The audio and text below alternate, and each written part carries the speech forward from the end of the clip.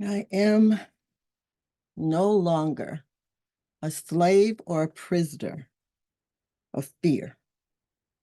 Fear has no hold on me and my life. Fear is not a part of my future. I love that. I love that song. And I don't know. I think that fear is actually mm, one of my favorite topics, actually one of my favorite subjects to research and to discuss and to share about and to get an understanding of. I spend more time researching fear than I do probably almost any other of any other topic, pretty much. Um, Most of my clients, I do some life coaching, and my clients that come to me, um, that I have the privilege to coach and to partner with, their concerns are always. I don't think I have a client yet that just with a jolly something to deal with. It was always a situation that they had to resolve or overcome or get through. And as we start working together and talking and understanding the situation and themselves, it was always fear. It was always fear that was at the foundation of their situation and their problem, and what we had to work ourselves through, and we had to partner with each other. I had to partner with her, him, and we had to work our way through. But it was always a form of fear, some type of fear. So fear is my pet peeve. It's a pet peeve of mine, because I know how debilitating and how oh trapped you can get and be in fear. And so I like to really understand it as much as I can, and researching and just finding out about it. I always one of the I guess one of that's one of the reasons that I like it is because I enjoy the research on it, because it's useful. That information that I receive about it is useful to me in my part-time profession, and probably in life in general. And I've learned, not just for my clients and not just for myself, but I've pretty much come to understand that fear in some form or another, and it can disguise itself in many ways. Fear is the source of all of the negative and all of the bad stuff that happen in our life that we're faced with, things that we have to overcome. If we trace it all the way down, it's some type of fear associated with that situation or that dilemma, that problem, that negative stuff, the bad things that happen in our lives. It's associated in some way or another. I discovered that it's associated with fear. And I also know that I've come to learn that the more we understand and become aware of, those dilemmas in our lives, the more aware we are about them, the more equipped we can be to handle them, to manage them, to overcome them, to get through them, intact with you know, some form of joy. We can get through it. So I believe that fear is something that we all face it. And there's no doubt about it in some way or another. And I want to talk a lot more about it today, but I do want to kind of point out too that one thing that I've come to understand and to know and to realize and become aware of about fear is the opposite, for me anyway. It's the opposite of love. And most people would say that it would be what it would be. It would be hate. And you say, what's the opposite of love? The person would probably say hate. Hate is the opposite of love. But I would venture to say, I truly believe this, and it's my spirit guides have helped me come to understand this, that it's fear that is the opposite of love. It's fear.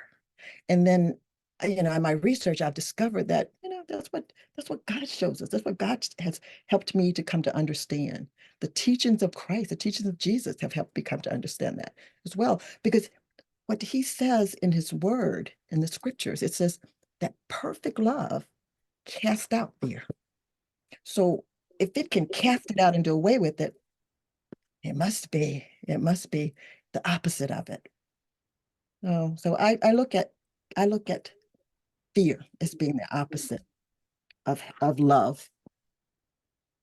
At least is what I've pretty much what I've come to understand. And I think probably one of the reasons that I kind of look at it that way is because again, everything of that we're afraid of or fearful of, it it's when we really think about who we are and what who we are and whose we are and what we are, we understand that that's not us, that's not a normal spirit that should be a part of us, that we're love.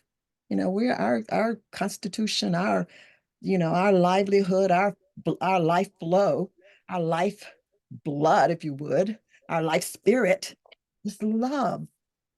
Because the another scripture that God says, and he says that I haven't given you a spirit of fear. I didn't give you that. I gave you a spirit of love and power and peace and a sound mind. So when we get to understand what what fear is all about, it's a tormentor. We know that. It's a debilitator. We know that. It's a slave master. If that's, we understand that to be true too. So it's fear. And basically, I mean, think about this too. It was fear that was part of the first sin of man's first sin was associated with fear. Because out of a disobedience, Adam and Eve did what God told them not to do. And the first thing that happened to them was fear attacked them. Fear came into their existence, into their life. And it was fear that caught them and held them and bound them. And fear, it's gonna be, and because they were afraid. What was it? They were afraid when Jesus showed up in the garden to be and spend time with them. They were afraid. They were full of fear. Yeah. So anyway, but we know too, we understand because of who we are, whose we are, and what we are, that we have the opportunity to reset any and all of the fear that seems to invade our lives or come upon us, or that and we find ourselves tangled up in. We have the power and the ability and the spirit of love to understand, and to do something about it, to reset it, just to start it all over again, to start it all over again.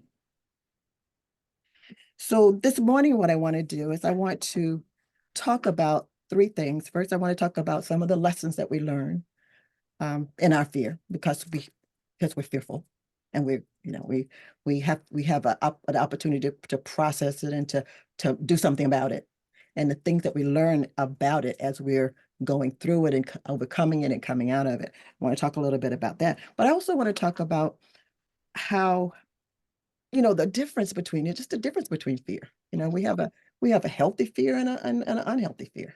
We have a fear that is an instinct. It's a God-given instinct. Now, instinct and spirit is two different things, okay? So yeah, God gave us the instinct in us to, and that fear that he put in us, that instinct, it was a signal. It was for a signal, because we're genetically built to survive. We fight to live. We make sure that we do and protect ourselves. So God gave us that instinct, and we're not, every living thing, absolutely every living being, thing alive has that genetic, that instinct, that survival instinct, that protective instinct of fear. And that's healthy, because, of course, it's healthy because God gave it to us, and God gives us wonderful things that will prosper us and make us better and keep us safe and keep us alive and well and in the flow. So of course, that instinct, that signals of fear, it has a healthy and a protective nature about it. Okay, that's the reason. That's a purpose for that. And that is when we are in impending, immediate danger that's it's surrounding us in some way or another. something in us, that signal in us, that nature in us, that instinct in us rise up as a warning to let us know that danger, something is in your vicinity, something is around you. And you think, let's think about, taking precautions. Let's think about, look over, to check it or check around, Is there an animal? Is there a lion, or is there a tiger? Is there a bear? Is there something something is there? So that instinct, and again, it's a signal. It's not, it's not, what is it? It's not the danger itself. It's not the bear or the animal or the house on fire. It's not any of the, it's a signal that there is danger that could cost you your life or injure you in some way. That's healthy fear. That's the fear that we're thankful that God gave us that instinct so that we can be protected and we can survive danger and decide how we want to react to it or respond to that danger, that signal. Once we get a signal, we start looking and seeing what's it all about. And then we can, because we are human, we can consciously, intentionally, with deliberation, decide how we want to react or respond to it. Oh my goodness, I got it's like your smoke alarm goes off. Your smoke alarm goes off. You don't immediately jump up and run out the house or grab the water hose. You become alert and you become aware of that signal. And then is it just, I need new batteries in it? Or it's a faulty, do I smell smoke? And I'm like, kind of get up and wander around the house to make sure that, so you use the signal to decide what you want to do. That's healthy fear. Now, on the other hand, there's unhealthy fear. And unhealthy fear has to do with our human ability and our human power to imagine, to think, to remember, to recall. And we use that memory, that imagination, those thoughts to conjure up events that might happen. Suppose my house catch on fire, or suppose I go to work tomorrow and I'm doing this big project and I give it to my boss and sit down with the project people and they decide it's not any good and then they fire me. Or what happens if I take this swimming class and something happened and I drown? Or suppose my spouse is so upset with me about overdoing the budget and decide to leave me. Or suppose I get this new job and then I'm in the midst of it and I realize that I can't do it and I'll be totally embarrassed. Those are fearful thoughts and imaginations that we have conjured up in our minds that create, mind you, the same physiological, emotional, mental effects as any real event would happen. Because when we imagine, we're creating pictures and we're creating, memories, and those thoughts are real enough to our bodies and our minds that we start reacting nervous and stressful. And all that is doing is causing us undue, unnecessary stress and worry and doubt and fear. All right? So that's unhealthy fear. The unhealthy fear is where we can really become aware of these thoughts that we're having, these imaginations that's going on and through our minds. We can get a hold on them, and do something about them.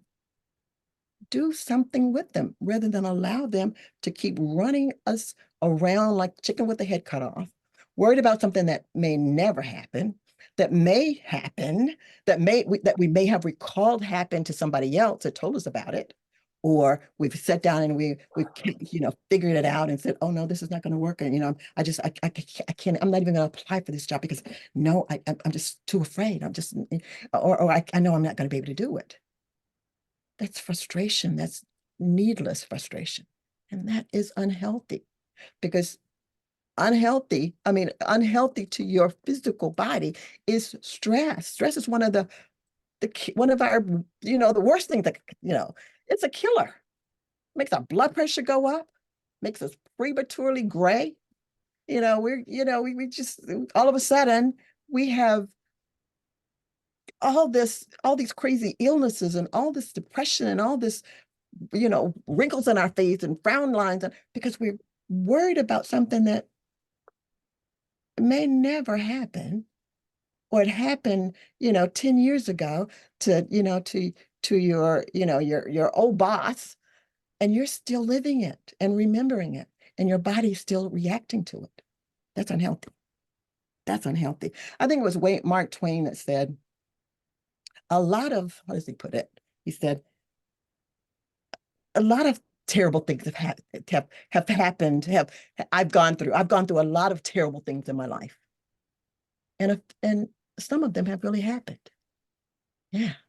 So we can conjure up a whole lot more to be fearful of, and to worry about, and to stress about, to doubt about, to forget who we are about, ruminate about, than the actual things that happen to us. Our bodies don't know the difference. Our bodies does not know the difference. Show that body a picture, and all of a sudden you wonder, why's my stomach got knots in it? Well, Jean, you probably, what are you thinking about? What's on your mind? So being aware, and that's where awareness comes in. Being aware of what you're thinking, what you're telling yourself. That self-talk, our self-talk is, we listen to ourselves 24/7, almost. Even in our dreams, we have conversations with ourselves, and we're talking and carrying on, telling ourselves something something or another. What is it that you're telling yourself? Are you reminding yourself that, like Melissa and her husband, like they said that I'm not a slave to fear. I'm a child of God. I haven't been given a spirit of fear. I've been given a spirit of love and power, peace, and a sound mind. But are we telling ourselves that, no, I can't do this. I'm just, I'm, yeah, I'm gonna fail. It's not gonna happen. I'm gonna get out there and I'm gonna fall, and everybody's gonna laugh, and I'm gonna make a fool out of myself. What do you say? I am a child of God. I'm not a slave to fear. Fear has no hold on my life. Fear is a tool. God gave me that instinct as a tool, which means that I have the power to use that tool, not to be governed by that tool, not to be ruled by that tool. That tool is for me to use and prosper, and find peace, and enjoy my life, and to be okay. The thing about fear protects. Fear is just a simple, it protects you. It doesn't save you. It's not what saves you. The signal don't save you. Mm-mm. The signal just alerts you to the danger, alerts you to the unknown or whatever. It doesn't save you. The word says it's love that casts out fear. The love is what saves you. The love is your salvation. That's your savior. That's your lifeboat. That is your safety vest. That's, that's the key. The key is to be aware of the fear, understand where it comes from, and then start teaching yourself how to manage it. We're going to talk a little bit about that, and I'm going to introduce you to one of my favorite mindfulness persons, meditative persons. And I know that Larry understands that when we can get into the presence, to the presence of our creator, of God, of source, that we will find empowerment, we will find peace, we will find instructions, we will find absolutely everything we need. But we have to quiet ourselves enough. We have to, be able to understand how to turn those thoughts of I can't, I'm afraid, or that this is going to happen, and I know this is what's going to happen, and he's going to leave me, or I'm going to get fired, or I'm not going to get approved for this, or whatever it is that you're telling yourself no about. Understand that you're a child of God. All of that stuff that you're telling yourself, it's not true.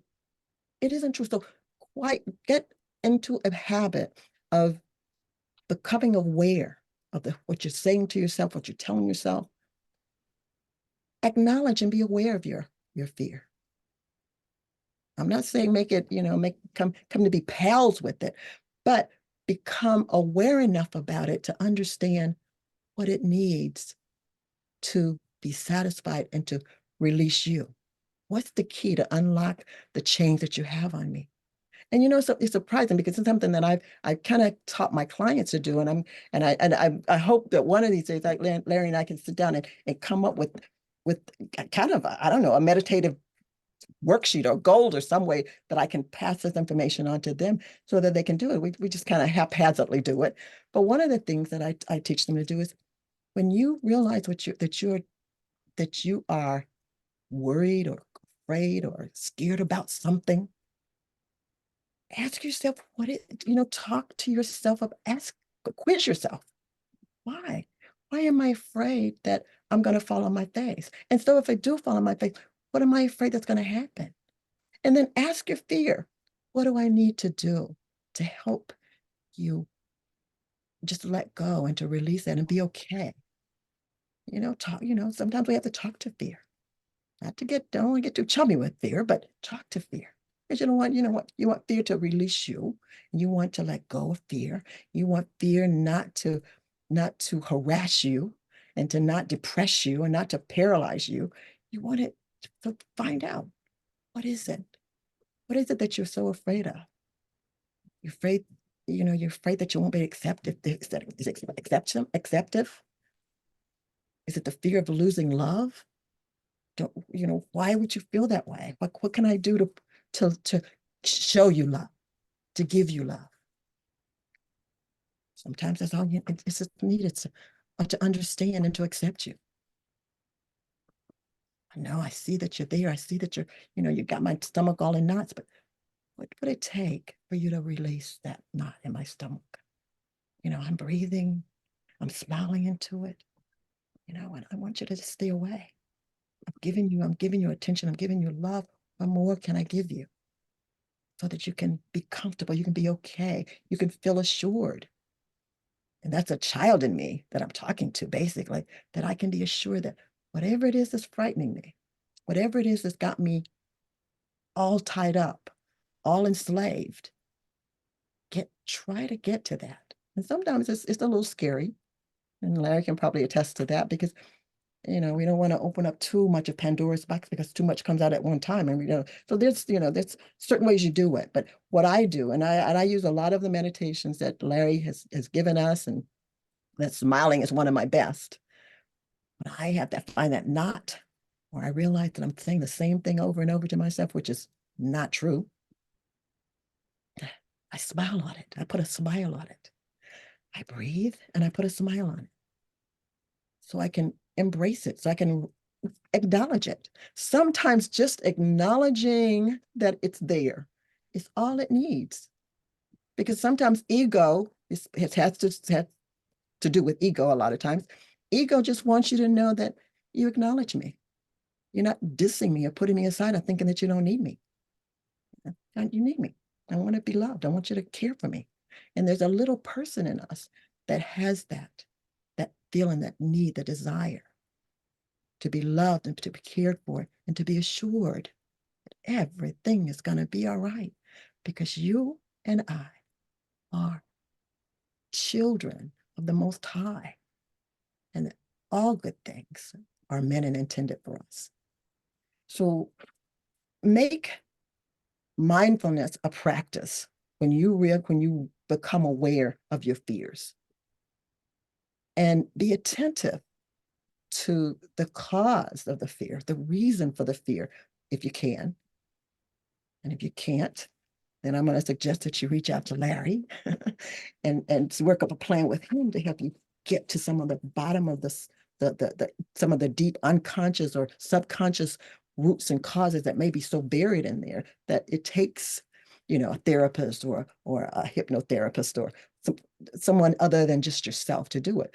But until then, when you recognize that you have fear, breathe. Just put a smile on it. Ask it what it wants. What is it? What do you need? What do you need to go be on your merry way? To be happy and okay with life? To release me? Because I am not your slave. I am not your prisoner. I want whatever it is that you have a need of. I want to help satisfy that need so we can both go free. We can both go. Some of the lessons that we learn, I'm going to kind of rattle them off really quick and I'm going to be done. But some of the lessons that we learn, spiritual lessons that we learn that is associated with fear, and there's some basic ones, and then just say really they make sense. And I want you to also understand that when we go through and overcome a fear, and we recognize that we have been set free, that's part of our spiritual growth. That's part of our life's journey. And we should, give ourselves a high five. We should celebrate that freedom of something that we have been caught in for, years maybe, or whenever, however long. But once you recognize you're free from it, have a celebration. So celebrate. But one of the lessons that we learn is when we face fear and overcome it, it helps us grow not only, well, spiritually, of course, but it also helps us grow as individuals, as people, but that frees us up to start talking and saying, the positive things to ourselves. We may recognize, oh, I've been telling myself this and that's not true. So let me tell. So it helps us, I don't change our belief system, reinforce our belief system, sometimes come to a knowing about who we are rather than simply believing about it, because once you get through something, you've proven to yourself, you've experienced the captivity, you're experiencing the freedom. So that experience is yours. Nobody can ever take it away from you. Nobody can ever tell you again that if I go apply for this job, I should be fearful that I'm not going to get it, because I've already been through that. I've experienced that. I know what I expect and anticipate to happen. And it's not something it's not this dark cloud over my head. It's a hope. It's a hope because it's a promise, because I'm a child of God. And God's already promised that. So that's one of the things that we learn. Spiritual lessons that we learn is that we learn that we grow. And we learn that once we get through and overcome, that nobody can tell us, nobody can take that away from us.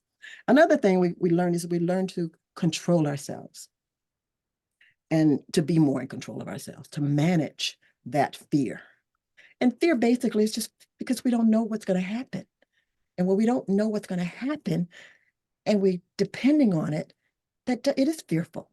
But when we recognize who we are, who does know what's going to happen, and whatever happens, no matter whether we deem it good or bad, it's going to be for our good. When we can get to understand that, no matter what happens, if I get fired, or it means that I'm going to fight because I'm getting a new job somewhere. It's going to be making twice as much money. So I learned where to place my trust, who to trust in, who to believe. And that's a growth. That's growing, because you're growing, and you could pass that on to your children. You could pass it on to your friends and families. You could help them get through that worry and that negative self-talk. You can help them understand that. It makes you more wiser, gives you wisdom. And wisdom is a spiritual thing. You can go to school and get an education. You can go through experiences, but then that wisdom that you get from knowing that who you are, whose you are, and what you are, and you've demonstrated it and you've proven it to yourself, and you see it, then you know what? Anything else that comes up, you're going to be wise enough to know that, oh, I got this. And if I don't got it, then my Father has it, my source has it, God has it. And I trust God no matter what happens. I don't know what's going to happen, no. But I'm okay with whatever happens because I know it was supposed to happen.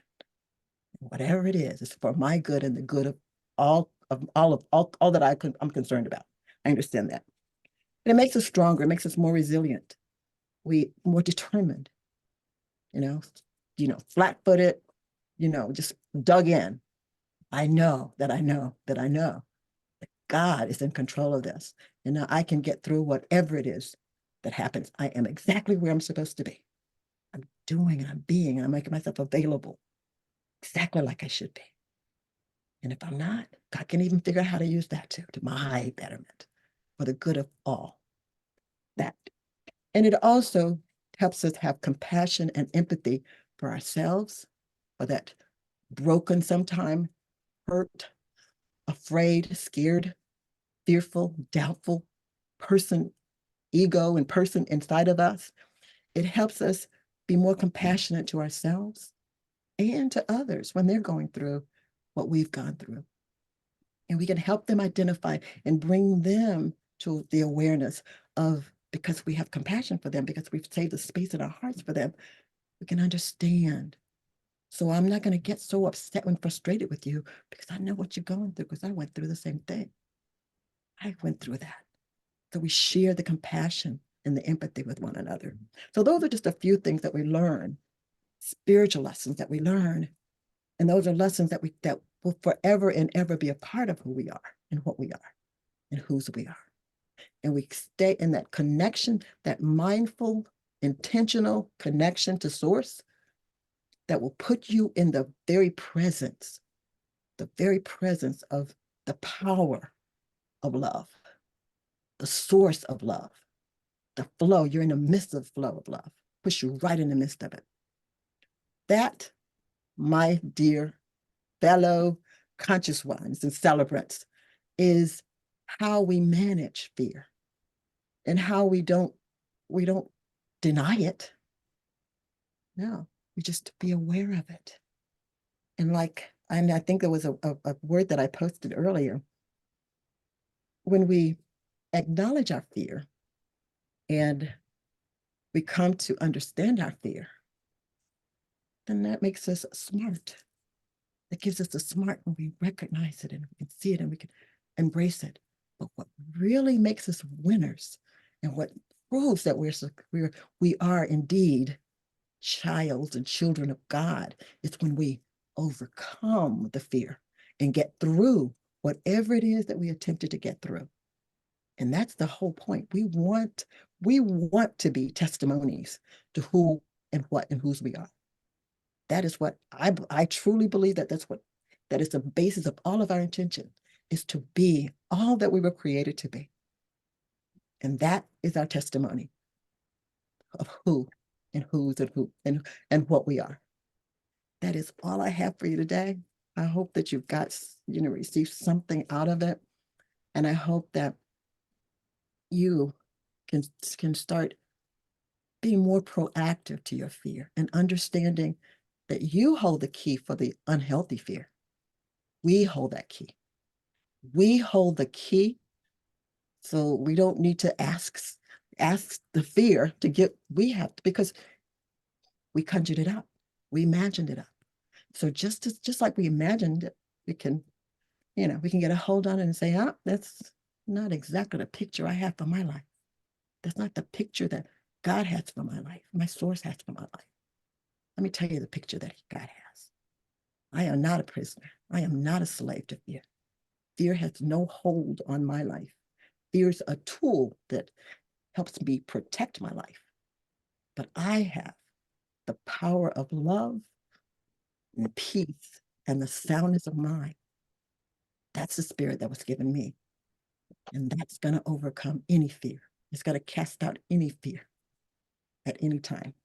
Healthy, wealthy, and wise is what we want to be. And that's what we are. I appreciate you guys being with me today. And won't see you next week, but hopefully they'll record and we can I can catch you after hours. I can get Jerry to, send me the link so I can listen and hear. But I hope that each one of you are have a wonderful birthday next weekend on me. I'm going to be celebrating mine. So celebrate with me, remember me next week while I'm celebrating with you guys, and I'll be celebrating with you as well. That's all I have for you tonight, to this morning. God bless you. Remember that you are loved. You are the beloved, and you are loving. You are indeed connected. We're all one and connected, and one with God, which we all are. And we'll see you next week or a week after next. Have a wonderful celebration next Sunday. God bless.